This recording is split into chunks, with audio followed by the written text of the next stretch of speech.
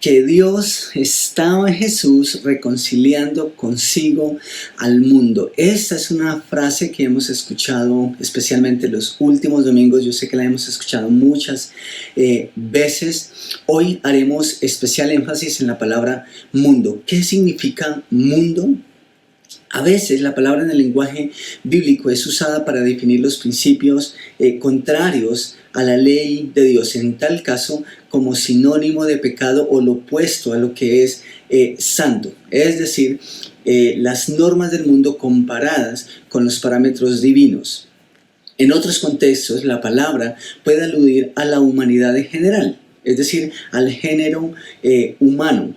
Pero en otros contextos más específicos, como el que al que nos vamos a referir esta mañana, hace referencia a aquellas personas que después de recibir el mensaje del Evangelio deciden creer y comenzar una vida con Jesús. Espero que ustedes hacen parte de ese grupo de personas.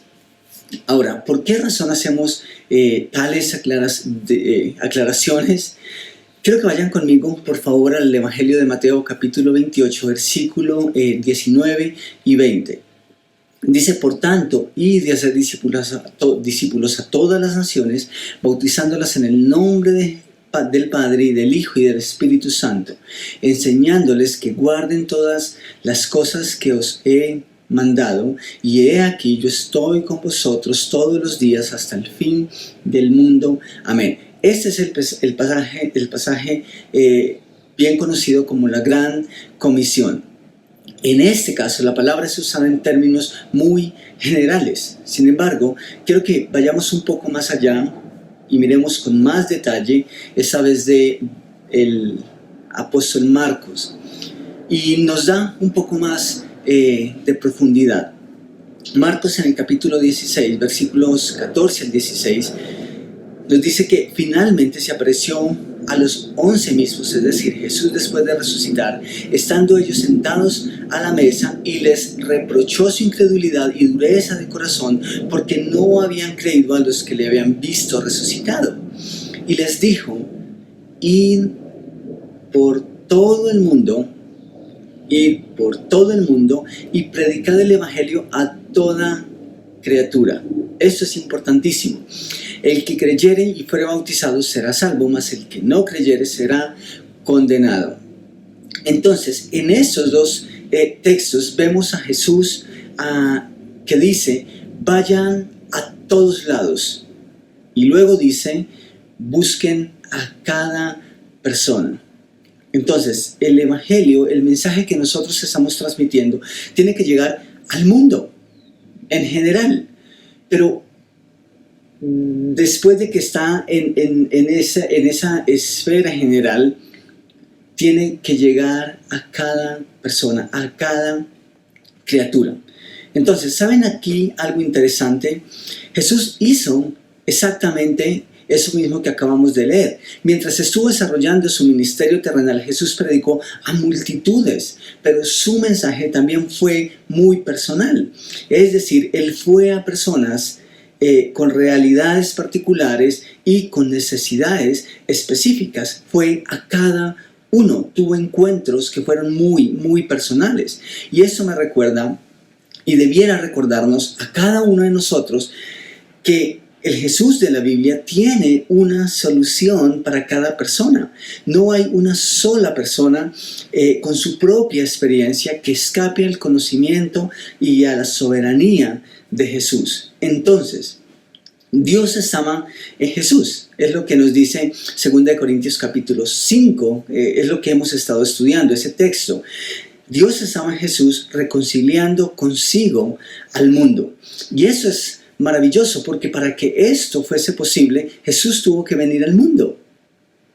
Es difícil reconciliarte con alguien a quien no conoces, con alguien a quien no ves, con alguien con quien no frecuentas. Entonces, para que esto fuera posible, Jesús estuvo en el mundo, estuvo en nuestro mundo. Al reconciliar al mundo con Dios, escuchen esto. Jesús estaba en el mundo. Dios estaba en Jesús. Bueno, Él es Dios. Jesús estaba en el mundo siendo uno con nosotros, identificándose con cada necesidad. Mateo capítulo 10, versículos 28 al 30. Jesús le dice eso a los discípulos. Quizá había un grupo de personas con ellos. Dice, no teman a los que matan el cuerpo, pero no pueden matar el alma. Es decir, aquí hay un código o simplemente una idea acerca de lo que realmente importa en la vida. Importa en esta vida respecto a lo que trasciende, respecto a lo que tiene que ver con la eternidad, con lo que ocurre después de que esto acaba. No teman entonces a los que matan el cuerpo, pero no pueden matar el alma. Teman más bien al que puede destruir el alma y cuerpo en el infierno. Eso parece fuerte. No se venden 2 gorriones por una moneda, por una monedita. Sin embargo, ni uno de ellos caerá a tierra sin que lo permita el Padre. Y Él les tiene contados a ustedes aún los cabellos de la cabeza. ¡Wow! Eso es verdad. Simplemente Dios tiene el control de todo. El mundo siempre ha tenido dudas y confusión, necesidad de alguna manera. Y aquí Jesús está cubriendo cada una de ellas. Su mensaje y su sacrificio es certero, es veraz y por ende es suficiente. En el versículo 28 habla de su poder para solucionar el problema crucial de la humanidad, la condenación o la libertad eterna. Esa es la razón primordial por la que Jesús estuvo en el mundo, para darnos una esperanza más allá del aquí y el ahora. Pero, como lo dije hace 8 días, hay vida y propósito aquí y ahora para la iglesia, para los creyentes. El mensaje de consuelo que Jesús nos ofrece en los versículos 29 y 30 está dirigido al aquí y al ahora. ¿Notan cómo Jesús tiene poder para solucionar cualquiera que sea nuestra necesidad? Él tiene el poder. Tenemos que entender un poquitico sus planes para nosotros. Pero el hecho de que no lo haga no significa que Él es indiferente a nuestro problema, sino que entonces tendríamos que meternos un poco y considerar o tratar de entender cuál es su plan para con nosotros cada vez que ocurre algo en nuestras vidas. Entonces,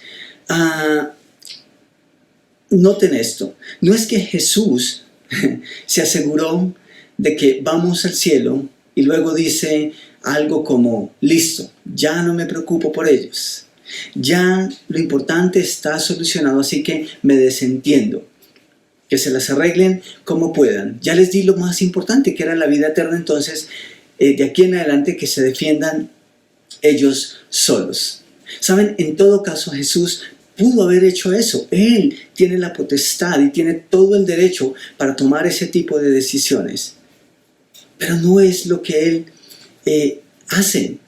Es como si su amor por nosotros no conociese límites a la hora de cuidarnos, a la hora de velar por nuestro bienestar, por nuestro beneficio, porque estemos bien.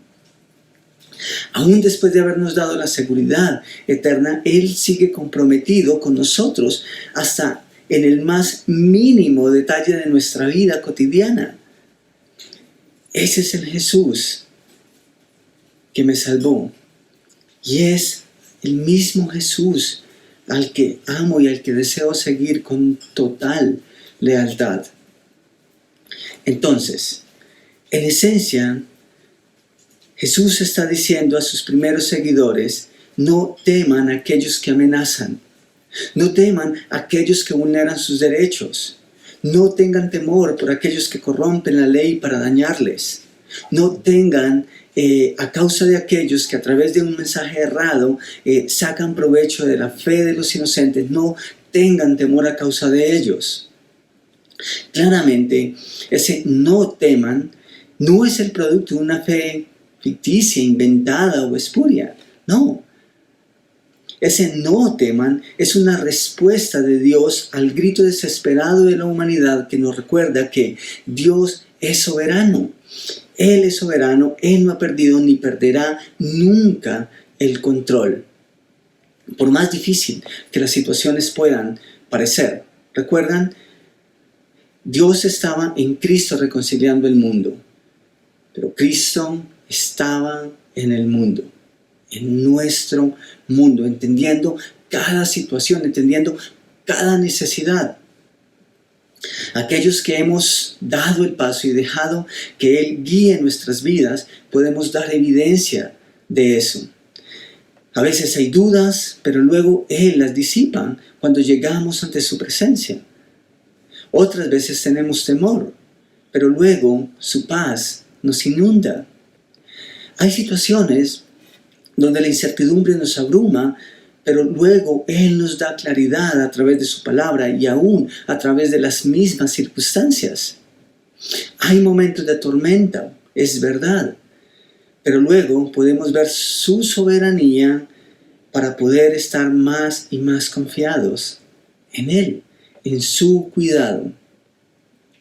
Vamos a ver hoy rápidamente el compromiso de Jesús con una persona, con una mujer que llevaba mucho tiempo sufriendo a causa de una enfermedad que, aunque en principio parecía tal vez una situación normal, después del tiempo pasó a ser un problema para ella. ¿Y cómo es que Jesús se encuentra con esta persona?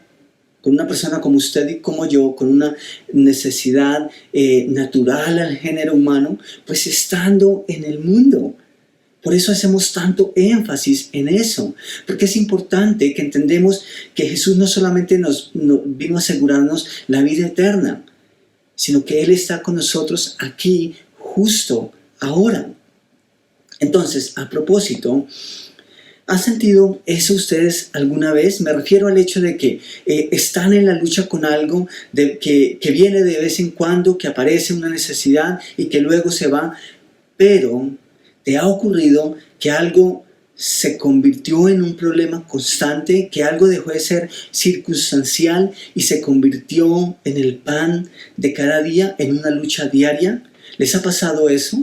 ¿Se han encontrado o han experimentado esa situación en la vida?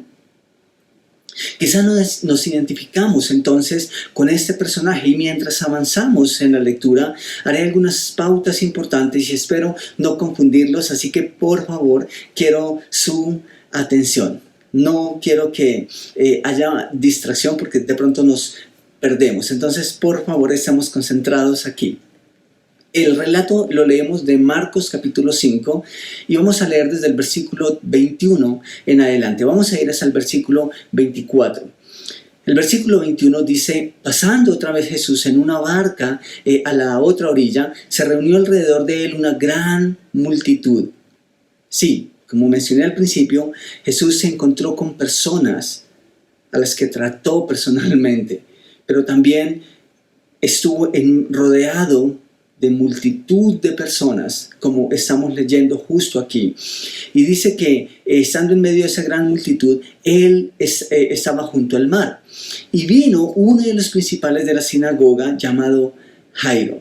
Y luego que le vio, se postró a sus pies y le rogaba mucho, diciendo: mi hija está agonizando. Ven y pon las manos sobre ella para que sea salva y vivirá. O sea, este hombre tenía una fe en Jesús impresionante. Confiaba plenamente en que Jesús tenía el poder para restaurar la salud de su hija. Versículo 24. Fue pues con él y le seguía una gran multitud y le apretaban. Esto es maravilloso. ¿Por qué? Porque Jesús está accediendo, aunque está en medio de la multitud, está accediendo a la petición personal, a la situación o a la necesidad puntual de una persona. Así que decide ir con esta persona. Y noten lo que ocurre. Primero que todo, Jairo era una persona importante, era una persona reconocida en la comunidad judía. Eso es un detalle bien importante. Entonces, al ver a Jesús, al ver Jesús que esta persona le rogaba por ayuda por su hija, porque pues parece que era una enfermedad tan grave que esta persona sabía que su hija estaba a punto de morir. Jesús accede. Y en el camino a solucionar una emergencia de esta persona, una multitud, claro, le aprieta. Haga de cuenta usted como el día sin IVA o simplemente Transmilenio en hora pico. Y esa es la realidad por la que Jesús está pasando ahora. Y noten ustedes lo que ocurre en el versículo 25. Pero una mujer que desde hacía 12 años padecía de flujo de sangre. ¡Wow! ¡Qué bueno que Jesús vino al mundo! ¡Qué bueno que Jesús no es ajeno a las necesidades que padecemos los humanos en este mundo! Hago otra pausa aquí y simplemente quiero notar que a diferencia de otros eventos similares, aquí se nos dice que no había nacido así. No se nos dice que esta mujer nació con ese problema, sino que señala que hacía 12 años estaba sufriendo. Hubo entonces un momento a partir de el cual aparentemente algo que era natural pasó a ser un problema continuo para esta persona. Eso es duro. Eso es muy fuerte. Tengo amigos, quizá algunos de ustedes están aquí conectados esta mañana, que han esperado por tiempo, por años, que Dios haga un milagro, que Jesús haga algo en sus vidas. Tal vez en una situación de salud, tal vez con algún familiar. Nosotros estamos esperando que estas medidas pasen rápidamente para poder estar juntos en un lugar físico. Pero ¿cuánto llevamos? 3 meses. Y a veces eso nos desespera. ¿Cuántos años llevaba esta persona? 12 años sufriendo. El versículo 26 dice, y había sufrido mucho de muchos médicos y gastado todo lo que tenía y nada había aprovechado, antes le iba peor. Wow, yo estoy completamente seguro que muchos de nosotros nos identificamos tristemente con el caso de esta persona. Cuando Marcos nos dice que había sufrido mucho de muchos médicos, hay mucho que pensar aquí. Es posible que simplemente a los tratamientos naturales ese dolor se puede traducir como sufrimiento. Pero ¿qué tal si algunos de esos médicos simplemente quisieron aprovecharse de su enfermedad? Y eso de pronto tiene sentido porque dice que nada había aprovechado, sino que había gastado todo lo que tenía y antes le iba peor. Eso es bien lamentable.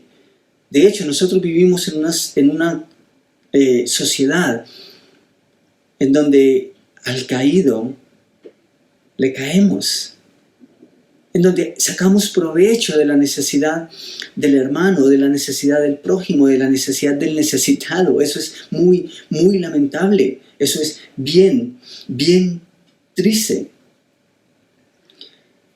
¿Saben? Esto es más común de lo que parece en nuestro medio.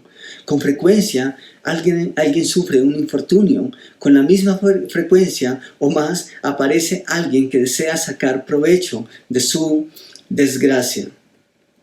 Ocurre también que mientras haya dinero, uno siente que hay algo que puede hacer. Seguramente alguien desea ayudar. Pero ¿qué cuando el dinero se acaba? ¿Qué cuando, como en el caso de esta mujer, gastamos todo y no nos queda absolutamente nada? Muy posiblemente esta persona, esta mujer, por su misma situación de salud, era repudiada. Ya se encontraba sola, aislada, marginada. ¿Quién entonces podía acudir a su necesidad? ¿Quién entonces podía ayudarle? ¿Y quién estaba dispuesto a socorrerle, a ayudarle en esta calamidad? Versículo 27 dice, cuando yo hablar de Jesús, escuchen esto, cuando yo hablar de Jesús, vino por detrás entre la multitud y tocó su manto. porque decía, si tocare tan solamente su manto, seré salva.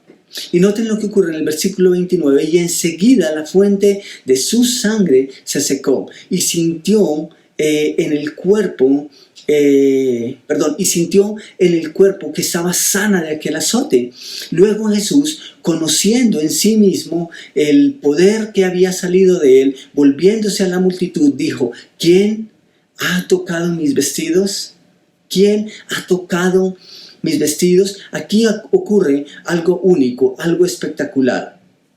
Pero debemos entenderlo bien. No vaya a ser que de pronto confundimos las cosas y hacemos que el remedio salga mal. Entonces, existe un refrán, quizá ustedes lo conocen, que dice que quien a Dios no conoce, quien a Dios no conoce, a cualquier santo le reza. Y por eso considero importante que hagamos una pausa aquí nuevamente y meditemos en algo que es bien importante. Si nosotros no vemos el cuadro completo, podríamos pensar que el milagro, escuchen esto, podríamos pensar que el milagro estaba en el manto de Jesús, que su manto era milagroso, y eso es muy, muy peligroso. Podríamos terminar adorando algún atuendo por ahí, o confiando nuestros problemas en un simple objeto o elemento místico. Ese es el riesgo si nosotros no entendemos con claridad lo que está ocurriendo aquí. Porque es muy común escuchar por esos días, o bueno, antes de la pandemia, cosas como la cruz de tal lado, el agüita de, el cabello en la Biblia, la imagen que se apareció en tal lado, la corbata que ha sido ungida y que ahora es destinada al uso de milagros por algunos mal llamados apóstoles, y podría simplemente seguir citando ejemplos. Pero necesitamos entender que el manto de Jesús no hacía milagros. Si nosotros no tenemos cuidado con esto, seguramente vamos a escuchar en poco tiempo el recorte del manto de Jesús que contiene el milagro curatorio, el milagro de sanación. No, necesitamos entender las cosas bien. Si fuera solo el tocar el manto, Jesús no habría sentido la conexión que tuvo con ella. Evidentemente el poder no estaba en el manto, sino que Jesús sintió cuando poder salió de sí mismo. Es un elemento místico que en todo caso usa el evangelista para comunicar la conexión y el sentir que Jesús tuvo con las personas. Que Jesús tuvo un ministerio que fue personal. Él se identificó con cada necesidad, con cada persona.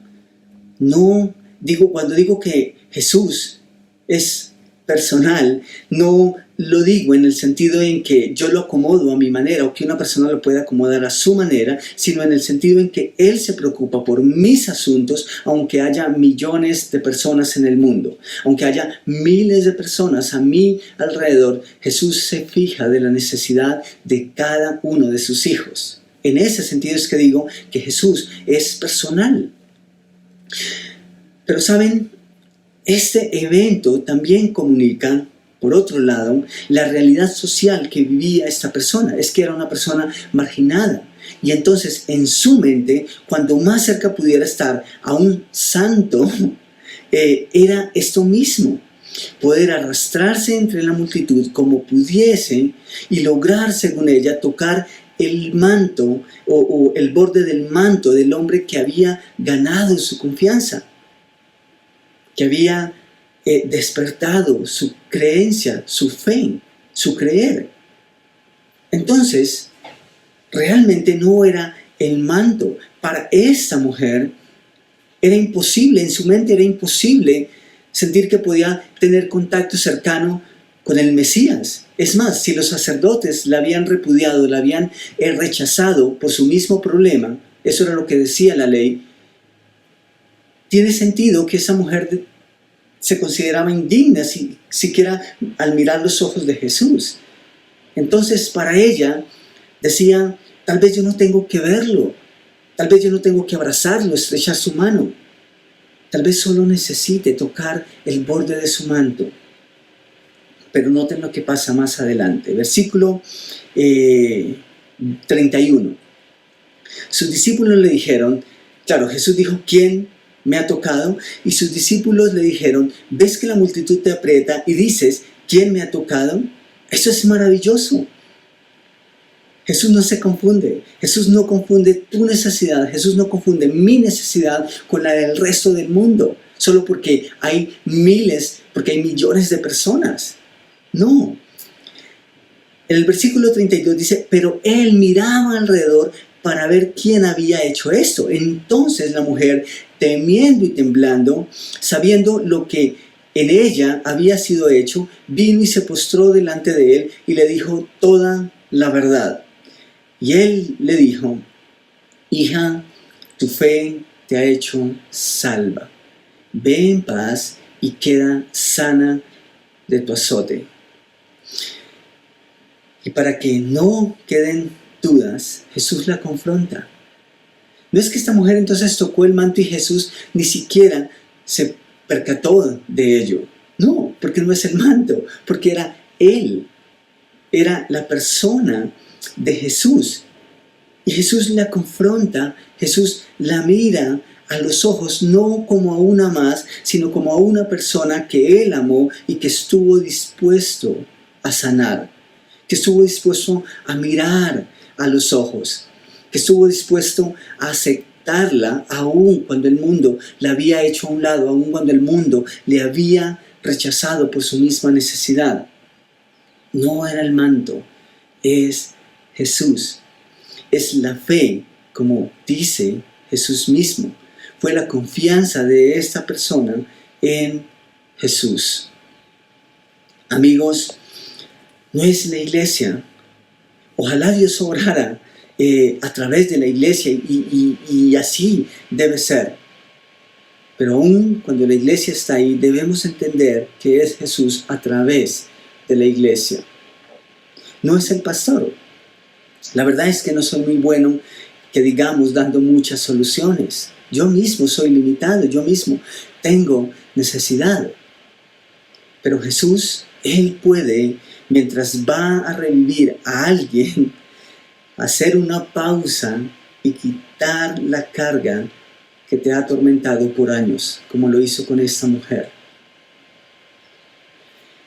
No es quizá el médico.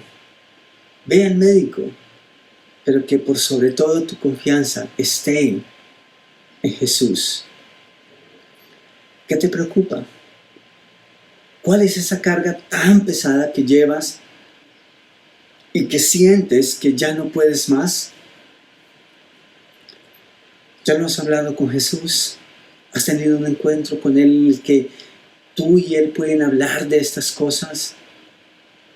Cuando más no te hará a un lado, cuando más te escucharán, cuando más tú puedes tener la confianza en que Él está ahí y que no es ajeno a tu necesidad. Quizá no te sane, tal vez sí, pero te va a escuchar, te va a acompañar, quizá te va a abrazar. Es normal que tenemos miedo. Esta mujer tenía una enfermedad que se le había llevado todo, pero más triste aún, tenía miedo. Tenía miedo de la gente, tenía miedo de las personas, tenía miedo de ser rechazada. Pero Jesús no condenó su miedo y tampoco condena tu miedo, no condena tus dudas, no condena tu necesidad. Él está ahí para ayudarnos en este camino. Entonces, Dios estaba en Jesús, reconciliando consigo al mundo. Pero Jesús estaba en el mundo, conociendo cada necesidad. Jesús vino a este mundo y se encontró con Jairo, un principal de la sinagoga, que tenía a su pequeña hija enferma, casi a punto de morir. pero también a una mujer despreciada por una enfermedad, a una mujer despreciada por la sociedad, y tuvo tiempo para los dos. Qué hermoso y qué consuelo saber que Jesús trata con cada persona de acuerdo a sus realidades, de acuerdo a sus necesidades. Y de la misma manera está dispuesto a hacerlo contigo y conmigo. De la misma manera, Él tiene tiempo para ti y para mí. Esta mañana me he referido en primer lugar a la capacidad que tiene Jesús para lidiar con tu pecado, el mayor problema de la humanidad. Eso no es moralismo barato. Cuando digo esto me refiero al hecho de que el mundo ha volteado la torta y queremos creer que las cosas van a funcionar. Pero no, Jesús vino primeramente a tratar con tu pecado y con tu problema en la eternidad. Entonces, ¿tienes tu tiempo para Él, así como Él lo ha tenido contigo? ¿Ya decidiste poner tu confianza en Jesús? Esa es la necesidad primordial de la humanidad. Así que espero que tú ya has dado ese paso. Pero también tenemos una pandemia. También tenemos enfermedad, aquello que afecta nuestra salud, nuestro bienestar. Pero ¿qué del alma? En un sentido podemos decir que a eso hacía referencia Jesús cuando dijo: temed al que tiene potestad sobre la vida y aún sobre la muerte. Entonces, si tú ya has solucionado el problema de la eternidad, el problema grave delante de Dios, tu problema de pecado, pero aún tienes necesidad, deseas que Él obre en cada una de esas cosas, en cada una de esas necesidades puntuales de tu vida. Esta mañana yo también me he referido a ese Jesús que camina día a día con nosotros. Fue justo lo que prometió antes de partir. Lo ha hecho y lo hará. Estar con nosotros, estar con sus hijos hasta el fin de los tiempos, hasta el fin de este mundo como lo conocemos ahora. Entonces, ¿quieres tú descansar tus cargas en Él? Puedo ayudarte a orar por esa necesidad, si así lo quieres. En los comentarios a este video puedes contarnos si has decidido seguir a Jesús, si has tomado la decisión de entregar tu vida a Él. Y si tienes alguna petición de oración, puedes también contarnos. Si hay algo que te aqueja, si hay algo que te afana, si hay una carga que se está volviendo tan pesada que es imposible llevarla, queremos ayudarte a orar a Dios por ti en esa necesidad. Y quiero tomar un momento para orar ahora mismo por todas esas cosas. Oremos. Mi Señor, gracias por tu palabra. Gracias, Rey, porque tú sabías y tú sabes que el problema de la humanidad es qué va a pasar después de que mueren. ¿A dónde van a ir? ¿A la condenación eterna o van a ir a la libertad eterna contigo? Y cuando entregaste tu vida en la cruz, pero luego resucitaste, nos diste la confianza y la certeza de que tú pagaste el precio y que podemos confiar completamente en ti, en nuestra eternidad. Pero también, Señor, decidiste vivir cada una de nuestras necesidades para identificarte y para darnos confianza en ti. Y si hay alguien esta mañana, Señor, que está pasando necesidad, que tal vez por mucho tiempo ha estado buscando una solución, Señor, yo te ruego que esa persona se pueda encontrar contigo. Padre, que esa persona puede pasar tiempo contigo, que pueden hablar de estas cosas. Y quisiéramos escuchar que estas personas han sido tal vez libradas de estas cargas, como tú lo hiciste con esta mujer. Pero también sabemos, Señor, que quizá algunas de esas cargas tal vez van a continuar ahí. Que tal vez lo que va a cambiar y lo que puede cambiar es la forma en cómo vemos esas cosas y que tenemos paz y que tenemos la fuerza para sobrellevarlas, pero que en todo caso, Señor, tú tratas con nuestra necesidad, que te podemos experimentar, que te podemos sentir ahí caminando a nuestro lado, que dejas de ser alguien en nuestro pensamiento y que pasas a ser alguien en nuestro corazón, alguien en nuestra vida cotidiana, en nuestro diario vivir, Señor, que nosotros podemos sentir tu presencia caminando con nosotros. Esa es mi oración esta mañana, por cada uno de mis hermanos y aún por aquellos que tienen necesidad y que yo no conozco, pero que tú sí conoces bien. Muchas gracias, mi Señor, por el tiempo que nos has dado esta mañana y por la esperanza que tenemos en ti, por el consuelo que tenemos en ti. Oramos en tu nombre. Amén.